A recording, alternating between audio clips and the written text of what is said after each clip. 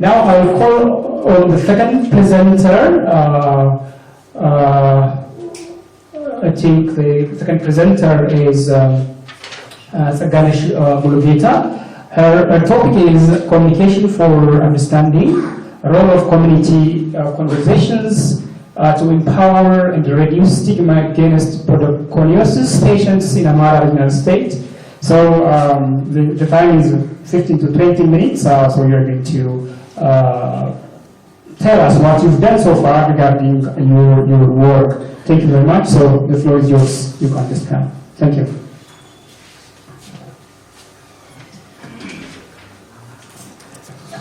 Learning approach.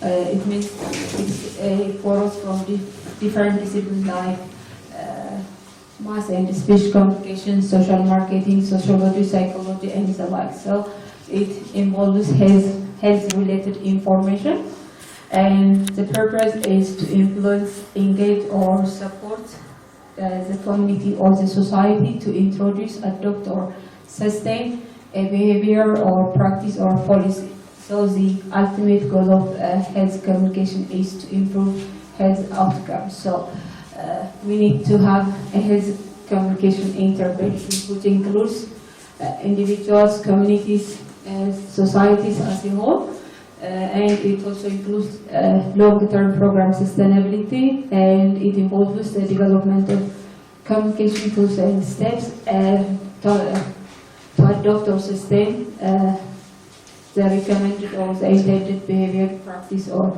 policy change. So, studying the interpersonal communication of individuals or community has practical as well as theoretical implication for health communication. This is because interpersonal communication has the power to influence the way people understand change, and this change, what kind of change depends on the level of participation in the interpersonal communication. When we see the relationship between interpersonal communication and health behavior, interpersonal communication has importance for health behavior, but little has been done, especially in our context. So what is new in this research is the role of communities, exposure and participation in interpersonal communication, and the role of interpersonal communication to empower the community to reduce the stigma against podo patients.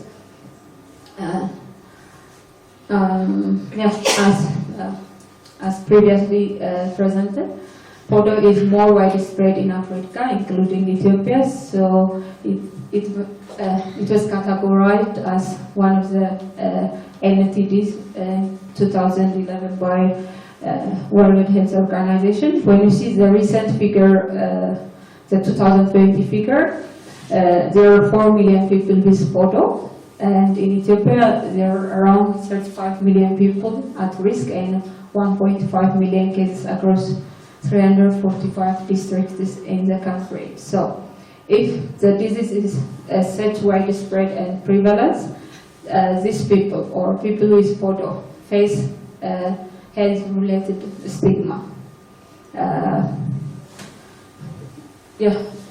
Because of their condition, they are stigmatized. That is what we call it general stigma. Because of this, they try to hide themselves in their home or in their community, so they try to experience self-stigma. And if there is self-stigma, it always affects their psychological and social being. So this affects their overall communication with their community. So what should we do? We have to develop a health communication intervention. There are two kinds of communication that the community should interact with these stigmatized groups. The first one is through the mass media, and the second one is through interpersonal communication or direct communication with these stigmatized groups by exposing them or by participating them in the day-to-day activities of the community.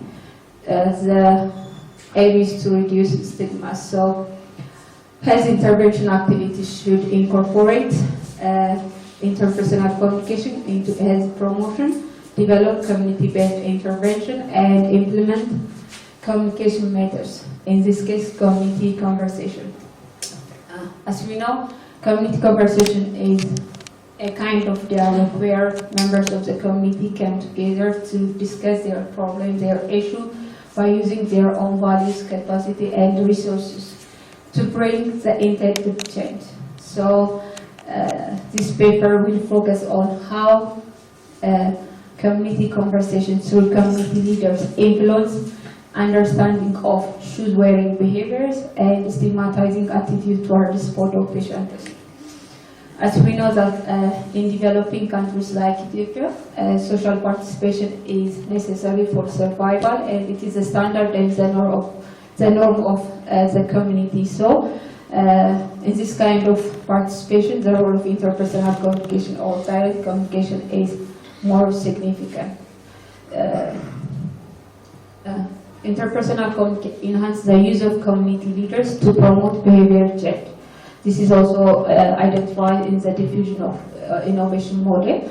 The community leaders not only have the power to create awareness, but to persuade individual or the community to accept new ideas, new way of life. So using community leaders is essential. So community conversation makes this communication more effective. There are different studies have been conducted using community leaders. Studies confirm that intervention using community leaders is important and effective in promoting and sustaining behavior. Because they have the potential to influence their community and to engage them in healthy behavior. In my case, for shoes-wearing behavior and avoiding or reducing stigmatizing attitudes. So, community leaders also have the capacity to engage their community to enhance individual self-efficacy. In his social cognitive theory, Bandura statistics that self-efficacy affect behavior change. So, self-efficacy behaviors affect an individual adoption of new behavior patterns, their generalized use, and their maintenance over time. Numerous studies have been conducted in Ethiopia that is on community-based intervention, the role of health communication intervention, and intervention have been implemented to empower local communities and people with photo, create awareness and educate through community conversation, and provide training. This is one of the examples is IOCC it is a local NGO which works in Amhara regional state to eradicate or to reduce stigmatizing attitudes towards photo patients. So the problem is there is insufficient evidence on how it helps to improve the healthy lifestyles of people in Ethiopia. Lack communication dimension and strategies. I want to emphasize here is in my study, communication is not just a means, but it is a process of empowering the community to bring the intended change. This study is also neglected in terms of communication health intervention. So there is no scientific research or finding that ensures the positive results of community conversation has brought, especially related with photos. So my quasi-experimental research will fill the gap in terms of how community conversation enhance community understanding and how community leaders influence shoes-wearing behavior. The main objective of this study is to examine the role of community conversation to empower the community and to reduce stigma against photo patients in Amhara region, Ethiopia. There are 4 research questions. The first one is how does community conversations through community leaders influence the community's shoes-wearing behavior and attitude towards photo patients? To what extent they influence the behavior and other differences in shoes wearing behaviors and attitudes towards photo differences between the control and experimental groups. And the last question is why community conversation influence the community's understanding of photo colors. For this research, I will use social cognitive theory and social ecological model as a theoretical framework for my study. When you see the conceptual framework, I have independent variables such as interpersonal communication, exposure, participation, socio-demographic characteristics including age and gender. And in the right side, I have my dependent variables such as understanding, shoes wearing behaviors, and stigmatizing attitudes. And at the middle, because of the health communication intervention, I will use community conversation as my intervention strategy. An explanatory sequential mixed method will be my research design, and as I said earlier, quasi-experiment is the research method. 2 areas of waste gut germs also from our origin are the study side. Photo patients, their patients, the community, including elders and adults, and the community leaders will be participants of my study. When you see the community conversation as a communication intervention, the first thing that I am going to do is to adopt UNDP's and IOCC's guide and training manual and modify it to fit with my research objective, then identifying and giving training for community leaders. And the training will include building the basics of communication skill, the optimal communication skill, and it also deals with basic epidemiology of photoconosis. Then I will use also first-hand experience of patient-led groups just as a storytelling, and their tailored special poster will be prepared. And this is a new, so I may use community theater as one of the training activities for the intervention.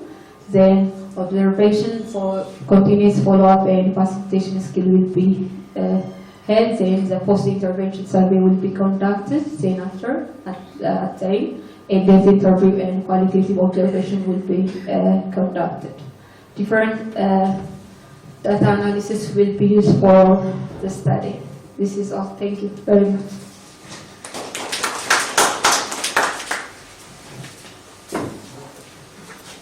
On community conversation importance in influencing people, particularly to wear shoes, and I think she's going to use both qualitative and quantitative research methods. So the intervention strategy, as she explained, is community conversation. We're discussing with the patient, with the community, in order to change their behavior so that they can just adapt the practice of wearing shoes. Thank you very much.